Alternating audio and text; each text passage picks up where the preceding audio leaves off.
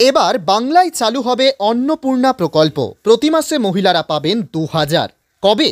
বিরাট ঘোষণা সুকান্তর। রাজ্যে আসন্ন লোকসভা নির্বাচন, শাসক থেকে বিরোধী বর্তমানে সকল দলের প্রস্তুতি তুঙ্গে। ভোটের আগে চলছে সাধারণ মানুষকে প্রতিশ্রুতি দেওয়ার পালা।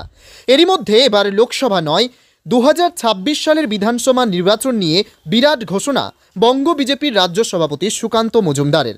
সোমবার মুর্শিদাবাদ থেকে সুকান্ত বলেন, 2026 সালে বাংলায় বিজেপি ক্ষমতায় এলে বাংলায় অন্নপূর্ণা প্রকল্প চালু করা হবে, আর রাজ্যের রোজগারহীন মহিলাদের হাতে নগদ 2000 টাকা তুলে দেওয়া হবে। এমনই প্রতিশ্রুতি দিলেন রাজ্যের বিজেপির সভাপতি সুকান্ত মজুমদার। এদিন রাজ্যের দুর্নীতি সহ একাধিক ইস্যুতে রাজ্য সরকারকে জোর আক্রমণ শানান সুকান্ত মজুমদার। ফের নেতার মুখে উঠে আসে সন্দেশখালির প্রসঙ্গ।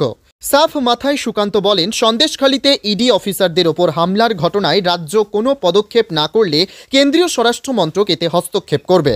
একাধিক দুর্নীতি ইস্যুতে রাজ্য সরকারকে সরাসরি তোপ দেগে সুকান্ত বলেন, গ্রামের মানুষেরা চরম দারিদ্রতায় দিন কাটাচ্ছে। ঠান্ডার কাপড় কেনার জন্য মানুষের কাছে টাকা নেই। গোটা রাজ্য দুর্নীতি নিয়ে প্রশ্ন তুলছে। শিক্ষাক্ষেত্রে দুর্নীতি নিয়েও প্রশ্ন তোলেন সুকান্ত। বলেন, পুরো শিক্ষা দফতরটাই কারাগারে।